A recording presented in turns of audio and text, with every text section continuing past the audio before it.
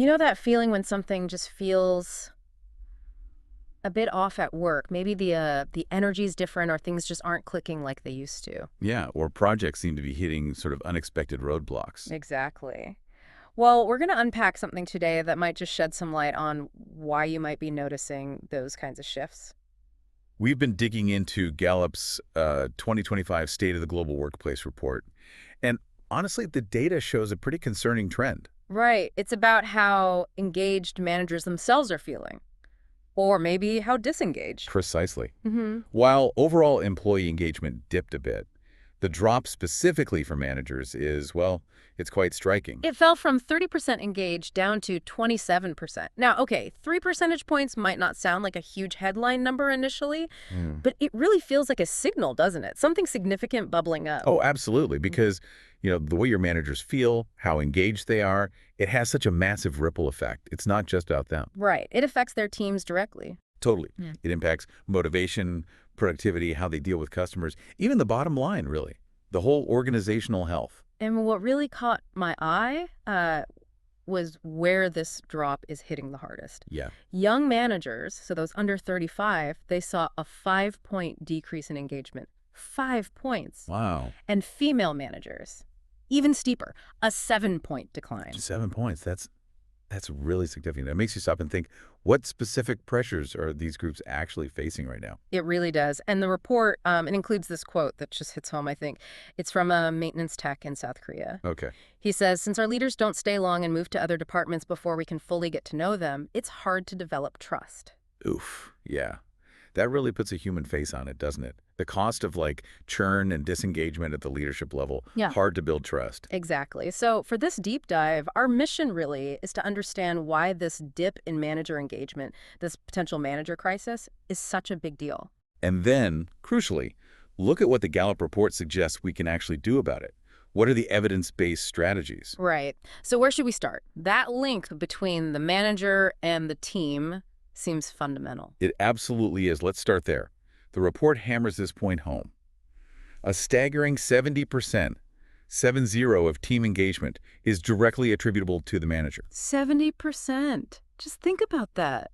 The vast, vast majority of how your team feels, how they perform, it really hinges on that one person leading them. It really puts it in perspective, doesn't It it? totally does. And it makes that domino effect we mentioned just crystal clear. If managers are feeling checked out, stressed, burned out, It's almost guaranteed their teams will start feeling that way too. It just cascades down. yeah, and then you see productivity slide, maybe customer interactions aren't as positive because, that lack of enthusiasm is kind of contagious. It is, and ultimately, yeah, it hits the organization's performance overall. And that stress factor is real. There was another quote, wasn't there, from South Africa? Yes, from a field operating manager.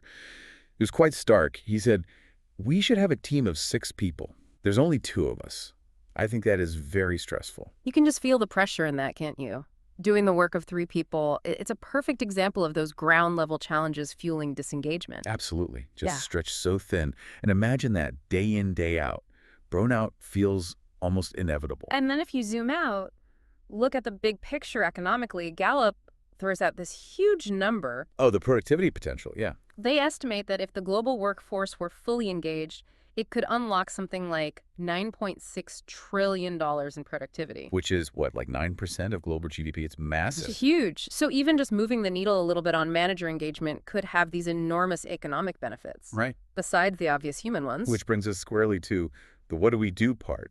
Mhm. How can organizations tackle this manager crisis and start turning things around? Right, the solutions. Gallup highlights 3 key evidence-based ones. What's the first? The first one is, perhaps unsurprisingly, but clearly vital, providing proper learning and development opportunities specifically for managers. It seems so fundamental, right? But the stat is kind of shocking. Less than half of managers worldwide, Only 44%. only 44% say they've received any formal management training. That feels like a huge gap. It really is a massive gap in foundational support. Yeah. And the data shows a direct link here. Okay. Trained managers, they are about half as likely to be actively disengaged compared to managers who haven't had any training. Half is likely. Wow. Yeah. Even just giving them clarity on, what their core job is, giving them the right tools, It makes a big difference in stopping them from feeling completely overwhelmed. And the report breaks down those core roles managers need to play, doesn't it? It's not just one thing. They need to lead, manage, and coach. Exactly. And it's important to distinguish those. Leading is about the vision, the purpose, inspiring the team, setting the why. Okay, the big picture stuff. Right. Managing is more the nuts and bolts.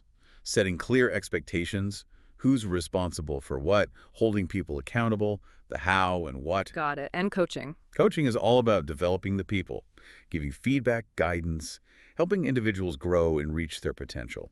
It's very person-focused. So for a lot of managers, especially those promoted for being good at their previous job, it's a real mindset shift, isn't it? Huge shift. Moving from being the super doer who just gets stuff done. To someone who develops other people to get stuff done effectively. Precisely. Building capability in the team. Yeah. And there's a great quote illustrating this from a supervisor in Saudi Arabia. Oh, yeah. He said, "I learned new methods of working and how to deal with employees, and it helped me a lot with regard to the challenges I face at work." You see?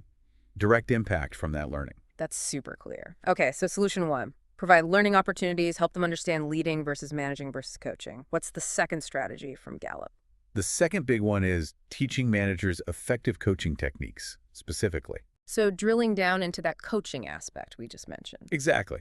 Because, look, some people might be naturally gifted coaches, but many, probably most, managers need actual guidance and training on how to do it well. Yeah, I can see that. It's a distinct skill set. And the report shows this isn't just like a soft skill. It has hard results. Oh, definitely. The data's really strong here.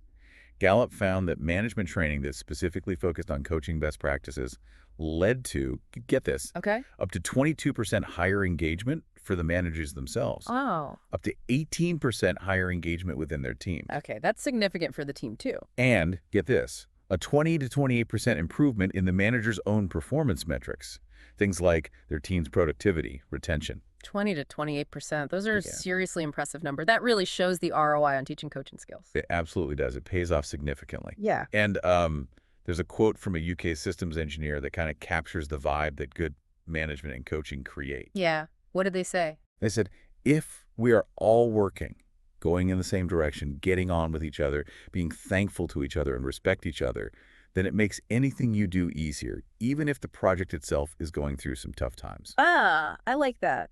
It speaks to that resilience, that positive atmosphere. When people feel supported and aligned, they can handle the tough stuff better. Exactly.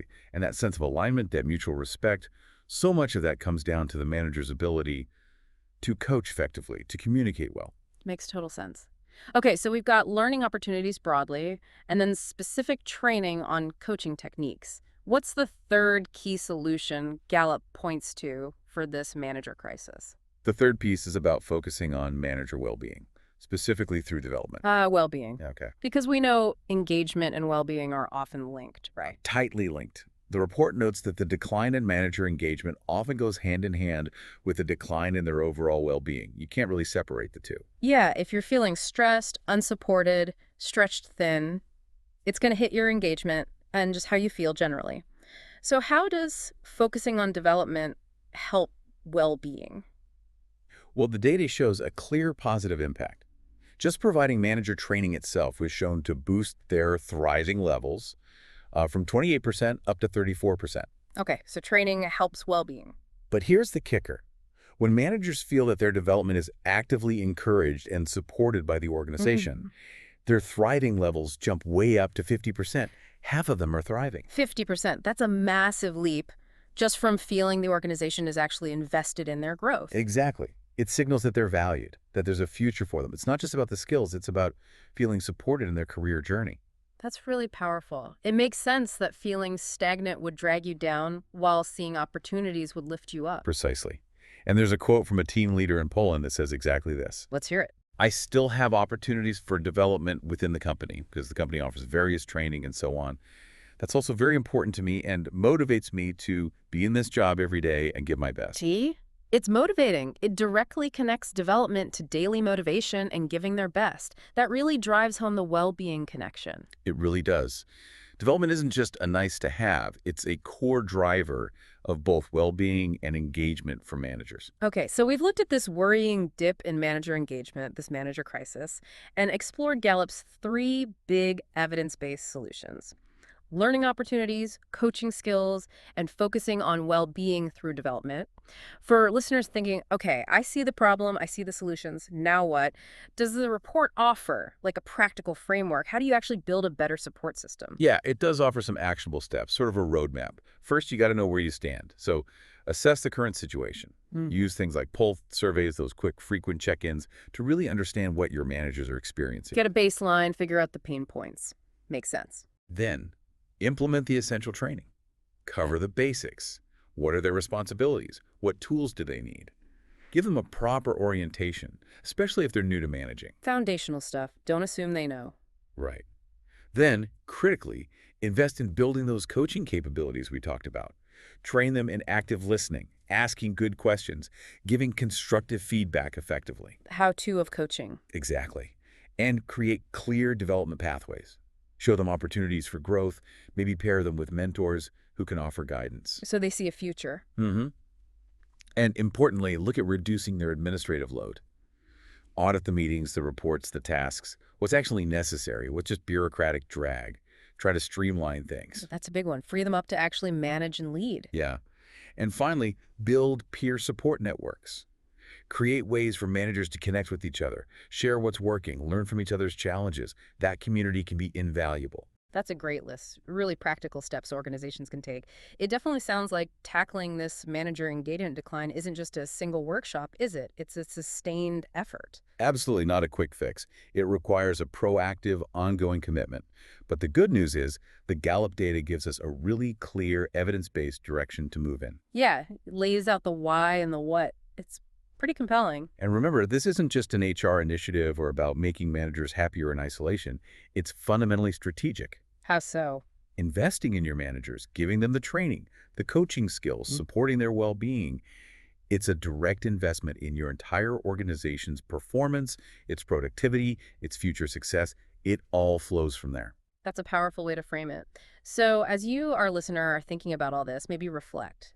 Within your own organization, which of these strategies, learning, coaching, or well-being through development, feels like it could make the biggest difference for your managers right now? Yeah, where's the biggest leverage point? And maybe what's just one small concrete step you could take this week or next month to start exploring that area further? Just one step to get started. And for those of you who really want to dive even deeper into this whole topic of engagement and leadership, Yeah. there's a book called The Great Engagement by Phoenix Performance Partners. Yeah. It's been recommended by folks like Ken Blanchard. He called it Servant Leadership in Action. Oh, interesting. The great engagement. Yeah, it apparently offers a really practical framework for tackling these kinds of engagement challenges and really equipping managers to lead effectively. Might be a good next step if this conversation sparks some ideas.